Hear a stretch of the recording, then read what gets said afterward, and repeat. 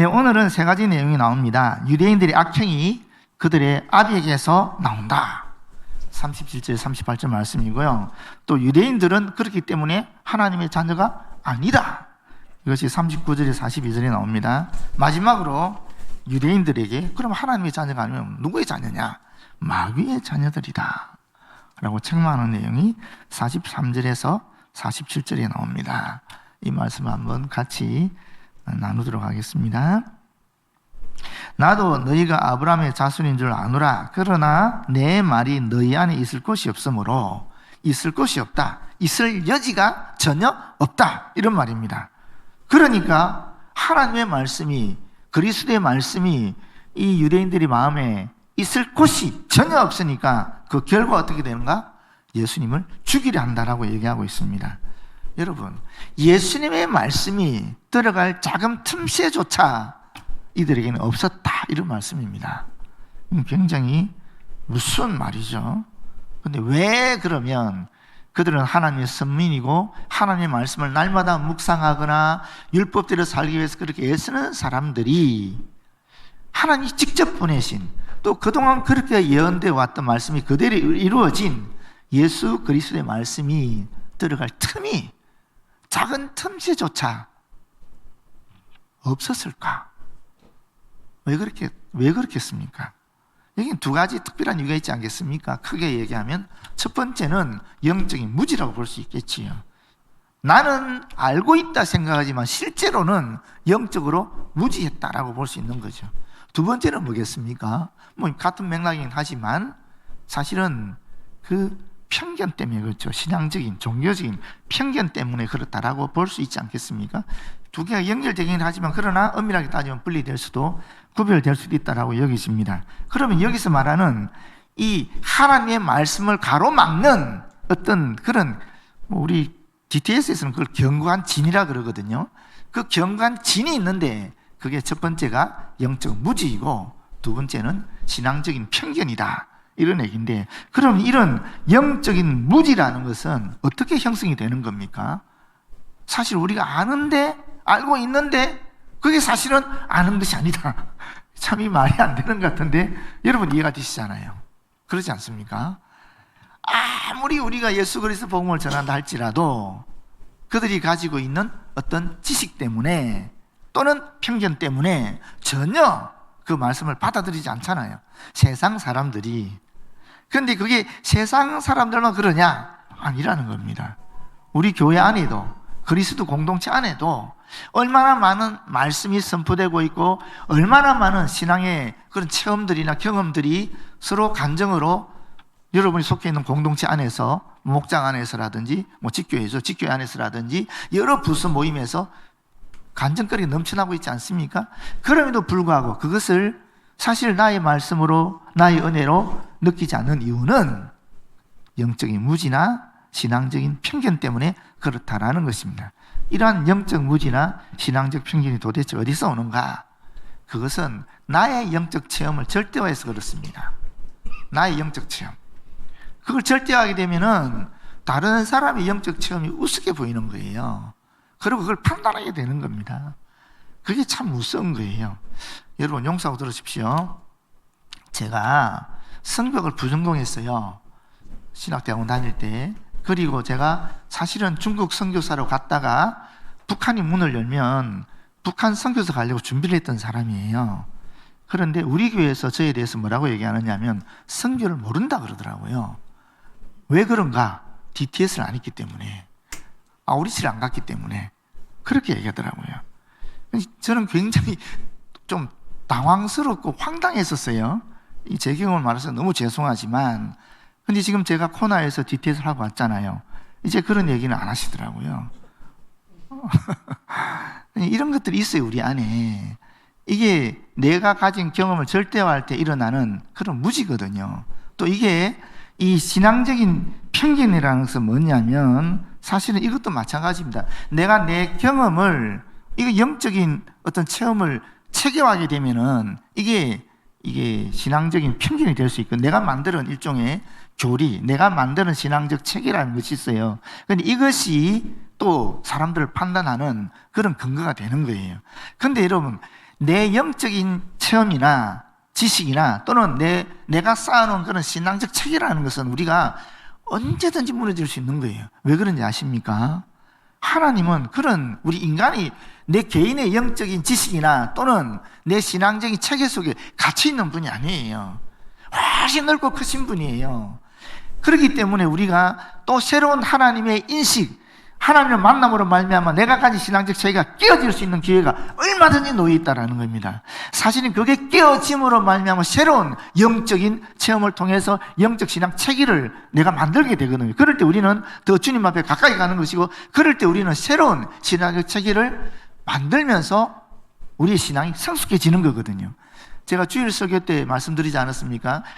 제가 하나님을 바라보는 신앙적 인식이 또는 하나님에 대한 인식이 변화되어 왔다. 첫 번째는 무서운 하나님이었다. 그냥 아니죠. 첫 번째는 부모로부터 전수받은 그냥 하나님 신앙이었다.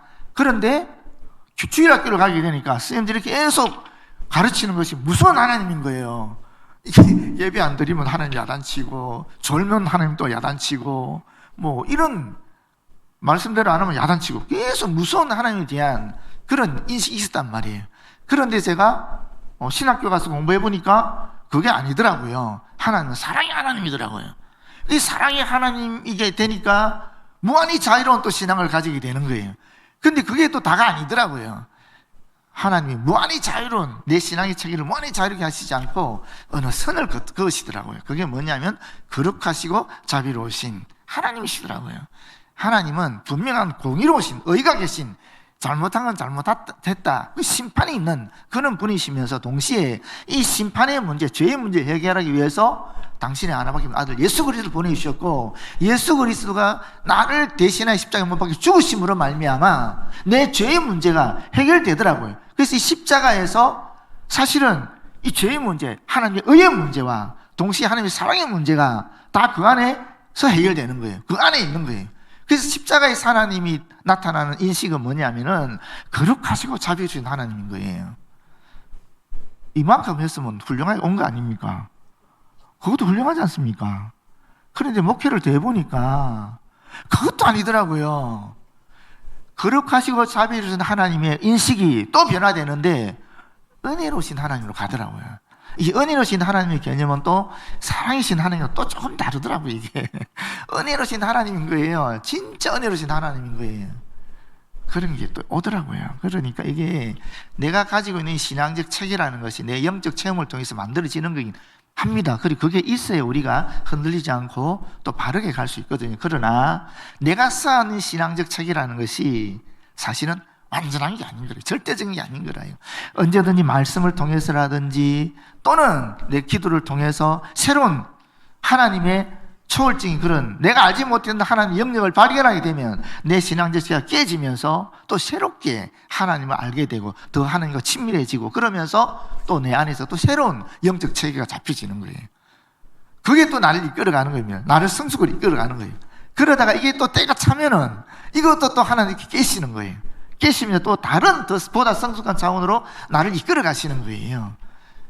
그러니까 이렇기 때문에 절대로 내가 갖고 있는 그런 믿음의 체계나 영적인 체험을, 지식을 절대화해서는 안 됩니다. 언제든지 우리는 하나님의 말씀이 우리의 기준인 거예요. 이 말씀에서 언제든지 내 체계가 깨어질 수 있는 겁니다. 그래서 항상 내가 주님이 주신 어떤 체험 속에서 내가 하나님과의 관계를 딱 잡아야 되지만 그게 절대적인 건 아니다. 항상 성령에게서 하시면서 우리 언제든지 또 새로운 하나님의 모습을 발견할 수 있고 더 주님께 가까이 갈 수 있다는 그런 열려진 신앙을 가져야, 그런 자세를 가져야 우리가 우리 안에 갇히지 않고 하나님께 점점 더 다가갈 수 있게 되는 것입니다. 38절에 나는 내 아버지에게서 본 것을 말하고 너희는 너희 아비에게서 들은 것을 행하느니라. 이건 내 아버지에게서 하는 말은 아버지 곁에서, 아버지 가까이에서, 아버지와 함께라는 말입니다. 다시 말하면 여기서는 예수님의 가르침에 그 기원이 어디 있는가? 하나님이시다 하는 것이요. 반대로 지금 이 서기관과 바리새인들과 유대 종교 지도자들의 그 신앙 체계의 근원 또는 가르침의 교훈에 그 기원이 어디 있는가? 사탄이다 하는 것을 말하는 겁니다. 여기 지금 보시게 되면 보다 말하다와 듣다 행하다 하는 것이 대비가 되고 있지 않습니까? 그지요? 근데 사실 여기 보시게 되면 이 예수께서 하시는 말씀은 뭐냐면 예수님의 가르침의 그 기원이라는 것은 보다 직접적이라는 것이고 하나님께 직접 아버지께서 직접 하나님께 직접 본 것을 말하는 거니까 반면에 지금 이 유대 종교 지도자들은 조상들로부터 전해받은 것이기 때문에 이게 간접적이다 하는 얘기를 하고 있는 것입니다. 그리고 또 이 말하다 하는 말씀은 이 예수님 사역에 있어서 이 말씀 선포가 그 무엇보다 큰 비중을 차지하고 있다 하는 반면에 이 행하다 하는 것은 이분들이 유대인들이 맹목적인 그런 행동을 한다 하는 것을 암시하고 있다고 볼 수 있어요. 근데 보통 우리가 일반적으로 생각할 때 말하는 것보다는 행하는 것이 더 가치가 있잖아요. 그렇지 않습니까? 일반적으로 우리가 알고 있는 지식에서는 근데 꼭 그렇지 않다. 왜냐하면 이게 문맥을 잘 봐야 된다라는 거예요. 이 문맥상 여기서는 보다라는 것은 하나님께 직접적으로 계시를 받았다 또는 하나님께 직접적으로 본 것을 이야기한다 하는 의미가 있다면은 여기 행하다라는 것은 조상으로 내려온 것을 내가 간접적으로 받아서 그것을 맹목적으로 행하는 그런 것을 문맥에서 얘기하고 있잖아요. 그렇기 때문에 우리가 반드시 이 말하는 것보다 행하는 것이 더 가치 있는 것이다라고 말하기는 곤란하다는 겁니다. 근데 성경에 다른 데 보게 되면은 사실 행함이 없는 믿음은 죽은 믿음이다. 그런 말씀 많이 하잖아요. 그렇기 때문에 이 행함이 보다 더 중요한 가치를 갖고 있는 것이 사실이거든요. 그래서 이게 문맥적으로 봐야 된다라는 거예요. 이게 굉장히 중요하다는 거예요. 성경을 읽을 때에 문맥으로 봐야 된다. 이제 지난주에 우리 그 DTS에서 오리지널 디자인에 대한 얘기를 했어요. 하나님께서 원래 우리에게 주신 그런 계획이나 또는 그 재능이나 또는 그런 성품이나 또는 그런 사명이 있다라는 거예요. 원래 하나님께서 창조할 때 우리에게 주신 그게 오리지널 디자인이거든요. 하나님이 창조 시에 우리에게 주신 또는 하나님이 생각하는 그런 우리에 대한 얘기죠. 그럼 그게 좋은 것이겠어요? 나쁜 것이겠어요? 좋은 것이죠. 하나님 우리에게 좋게 주셨다라는 거예요. 그런데 이 하나님 주신 우리에게 좋게 주신 것이 예를 들어서 제가 열정이 있는 거예요. 제가 열정이 하나님 주신 오리지널 디자인입니다. 그런데 사탄이 이것을 어떻게 왜곡시키느냐 하면 너는 성격이 급해 이렇게 왜곡을 시키는 거예요. 그러면 하나님 주신 이 아름다운 이 나의 이 성품인 이 열정이 뜨거운 것이 어떻게 인식이 되는 거예요? 너 급한 성격이야. 그래서 네가 실수를 자주 해. 그거 없애야 돼. 이렇게 사탄이 왜곡시킨다라는 거예요. 이해하셨습니까, 여러분? 나한테 원래 주신 건 하나님의 뜨겁게 사랑할 수 있는 마음이에요. 그 열정이에요. 이게 원래 오리지널 디자인이에요. 근데 사탄이 자꾸 이거를 거짓말하는 거예요. 그런 거 아니라고. 니한테 잘못된 성격이라고. 그거 고쳐야 된다고. 이렇게 얘기한다라는 겁니다.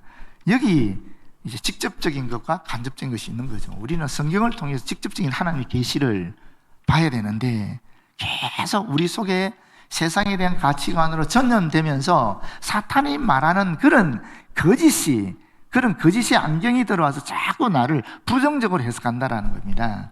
나는 앞에 나와서 말하지 못하는 사람이야.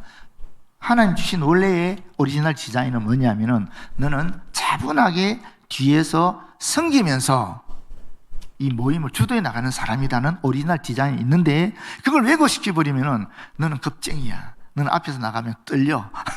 너 그래서 앞에 나가서 앞서면 안 돼. 이런 식으로 왜곡시킨다라는 겁니다. 이해하셨죠, 여러분? 그런 것들이 있다라는 거예요. 그게 사탄이 우리에게 주는 그런 왜곡된 이런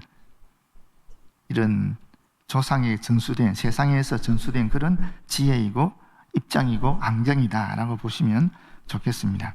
39절에 대답하여 이르되 우리 아버지는 아브라함이라 하니 예수께서 이르시되 너희가 아브라함의 자손이면 아브라함이 행한 일들을 할 것이거늘. 지금 하나님께 들은 진리를 너에게 말한 사람이 나를 죽이려 하는도다. 아브라함은 이렇게 하지 아니하였느니라. 여러분 여기 보시면은 유대인들은 자기들 아브라함의 자손이라고 생각했거든요. 실제로 맞죠.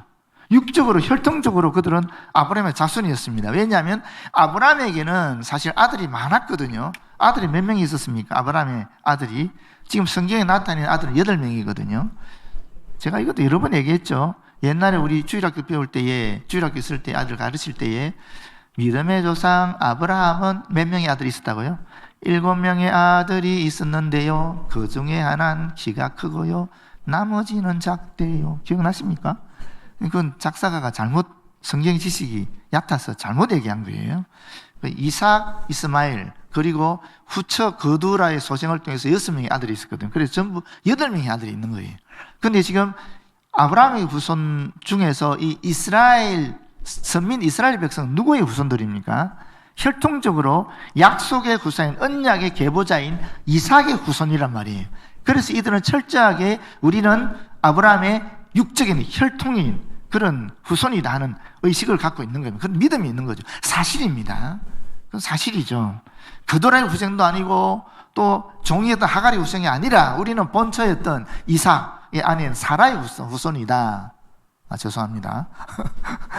맞죠? 사라의 아들인 이삭의 후손이다. 이렇게 돼야 돼 맞는 거죠. 그렇다는 얘기죠. 그런데 여기서 뭐라 그럽니까? 아브라함의 자손이면 아브라함이 행한 일을 해야 된다라는 거예요. 여러분 이걸 우리식으로 바꿔볼까요? 우리말로? 지금 현재 우리에게로?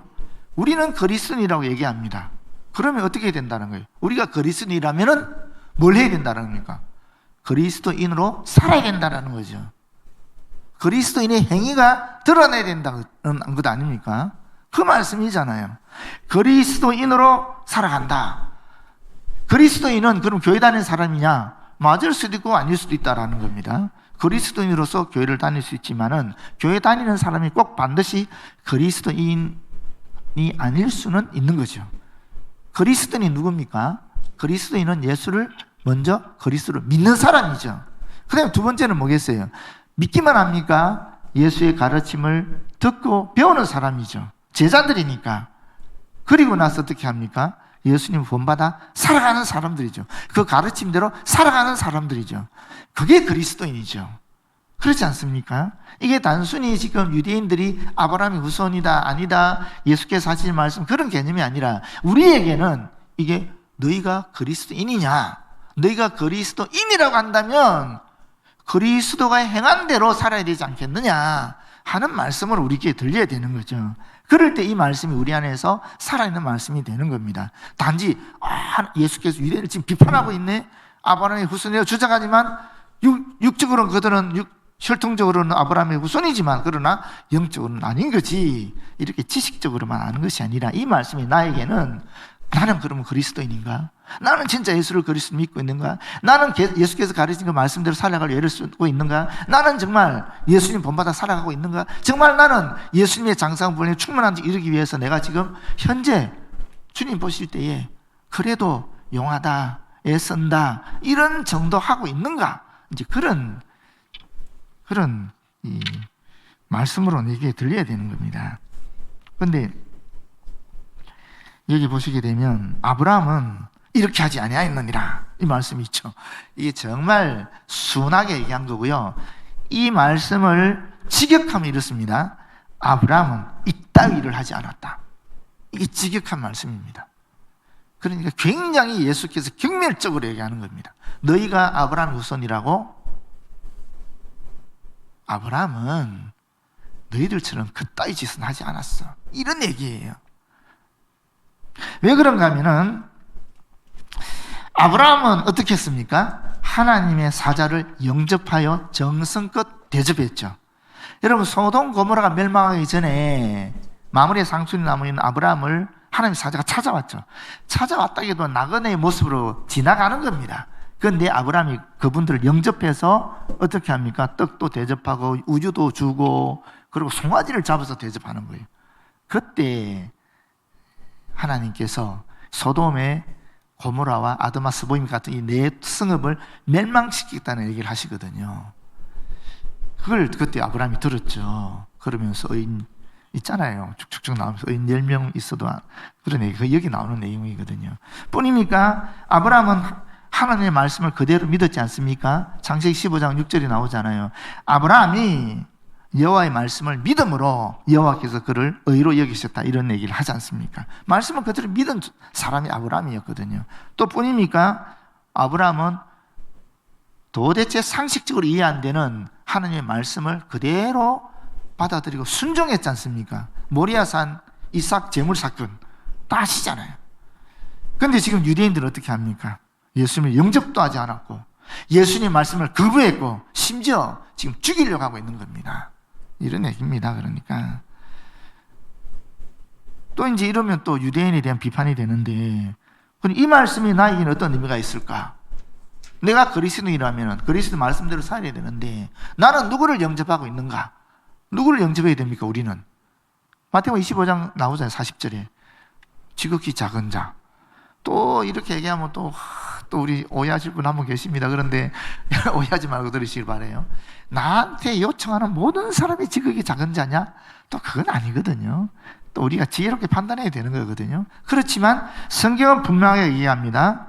지극히 작은 자에게 한 것이 나에게 한 것이고 지극히 작은 자에게 하지 않은 것이 나에게 하지 아니한 것이다, 이 말씀하시는 거죠. 그리고 41절입니다. 너희는 너희 아비가 행한 일들을 하는도다. 이게 계속 반복해서 행하고 있는 그런 동사거든요. 대답하되 우리가 음란한 데서 간음으로 말미암아 하는 뜻입니다. 나지 아니하였고 육적인 의미로 하나님께 택하신 아브라함의 적자다라는 말입니다. 그리고 또 아버지는 한 분뿐이시니 곧 하나님이시로다. 영적인 의미로 우리는 하나님을 섬긴다, 이런 말입니다. 우리는 이방인의 신을 섬기는 영적으로 음란한 백성이 아니다. 여러 차례 이방 국가들이 우리를 지배했지만 그 압제 속에서도 우리는 여호와의 신앙을 지켰다는 그런 이 유대인들이 자부심이 느껴지는 말이죠. 그런데 42절에 예수님 뭐라 그럽니까? 예수께서 이르시되 하나님이 너희 아버지였으면 너희가 나를 사랑하였으리니 이는 내가 하나님께로부터 나와서 왔습니다. 나는 스스로 온 것이 아니요 아버지께서 나를 보내신 것입니다. 나를 보내셨다. 이게 사도라는 말이 근원이 되는 말이거든요. 파송했다. 그것도 공적으로 파송했다는 말이 나를 보내신 겁니다. 예수님을 하나님이 공적으로 파송했습니다. 바로 인류의 죄를 대속하기 위한 화목 제물로 보내셨다는 겁니다. 인류를 구원하기 위해서 보내셨다는 겁니다. 그런데 이런 임무와 마찬가지로 함께 주님이 주신 권세가 있었는데, 하나님이 주신 권세가 있었는데 그 권세는 바로 하늘과 땅의 모든 권세이고 심지어 심판할 수 있는 그런 권세까지도 주셨다라는 겁니다. 그러니까 하나님께서 우리를 파송하실 때는 우리를 사명만 주시는 것이 아니라 그 사명을 감당할 수 있는 권세, 권능도 주신다는 얘기가 여기서도 나오는 거죠. 근데 여기 지금 제가 지금 묵상하고 싶은 말씀이 있는데 뭐냐면은, 여러분 지금 유대인들 얘기 들어보십시오. 유대인들은 분명히 뭐라 그럽니까? 유대인들이 우리의 조상은 아브라함이고 혈통적으로 또 영적으로 우리는 우리의 기원이 어디 있다? 하나님께 있다. 하나님 얘기하잖아요. 예수님도 아버지 하나님 얘기하고 지금 유대인들도 아버지 하나님 얘기하는 거예요. 똑같이 하나님 우리 아버지다 라고 얘기하는 겁니다. 똑같이. 오늘 우리도 마찬가지로 똑같이 아버지 하나님 얘기하는데 그 내용이 다른 거예요. 하나님의 교회 아버지는 안상홍이라는 분이죠. 돌아가셨습니다. 지금 어머니가 되어 있잖아요. 어머니 하나님을 섬기고 있거든요. 지금 어머니 하나님 돌아가시면 앞으로 어떻게 될 것 같아요?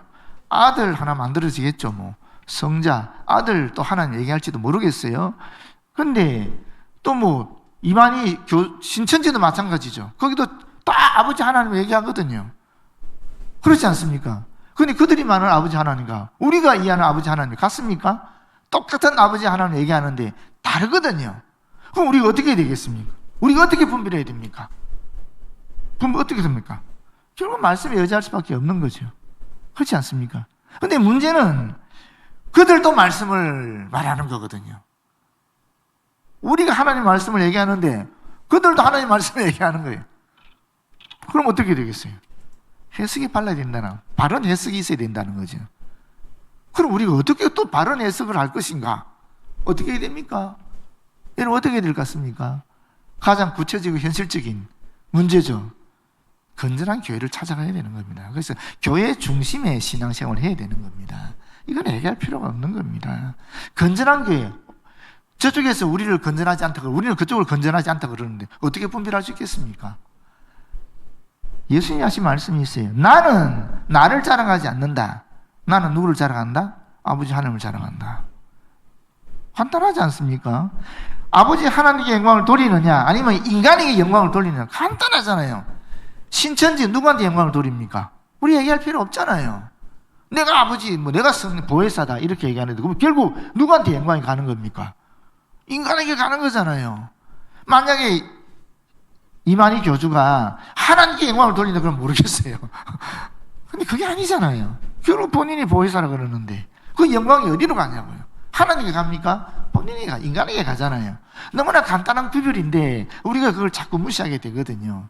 그러니까 이게 건전한 교회에서 바른 성경의 해석관을 가지고 성경을 봐야 된다는 겁니다. 자꾸 헷갈리지 마시고 지극히 단순하고 지극히 정말 가장 주일학교 아이들이 배우는 그 수준만 있어도 우리가 이단에 위에 물리칠 수 있는데 자꾸 엉뚱한데 인간적인 그런 이성적인 그런 쪽으로 자꾸 가니까 뭔가 새로운 게 있지 않을까 찾아가니까 자꾸 이상한 데 끌려가는 겁니다. 새로운 거 특별한 게 없습니다. 말씀 안에 다 있는 거고 어릴 때 우리가 배운 거고 다 건전한 교회 안에서 지금까지 2000년 교회사를 통해서 계속 내려온 말씀에 대한 바른 해석들이 있으니까 그 말씀 따라 해석하고 그 말씀대로 우리가 읽고 묵상하고 살면 되는 거죠.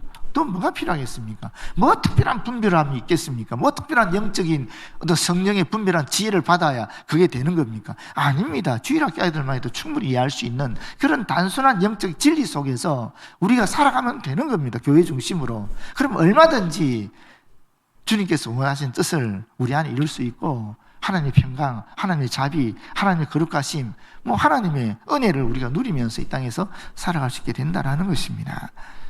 아시겠죠, 여러분? 그죠? 저나 여러분이나 기왕 이렇게 우리가 주 안에서 만났는데 한 교회에서 만나지 않았습니까? 근데 하나님 말씀을 중심으로 해서 우리가 서로 주고받으면서 저도 여러분을 통해서 배우고 또 여러분도 저를 통해서 배우고 하나님의 은혜를 서로 나누는 가운데 우리가 진짜 성령 안에서 하나가 되어가지고 예수님 장사한 분량까지 이루도록 예를 써나가면 그게 최고 아니겠습니까? 그럼 자연스럽게 우리가 주님께 영광을 돌리게 되는 것이고 자연스럽게 하나님 나라 이 땅에 임하게 된다는 것이죠. 이 말씀을 함께 기억하시고 함께 예수 그리스도에까지 살아나는 저와 여러분 되었으면 좋겠습니다. 기도하겠습니다. 아버지 고맙고 감사합니다. 주신 말씀 함께 나누사오니 주님께서 우리 심령에 역사하여 주셔서 주님이 참으로 기뻐하시고 또 주님이 참으로 우리에게 원하시는 그 뜻을 온전히 이루어 나갈 수 있도록 도와주시옵소서. 예수님 이름으로 기도드립니다. 아멘.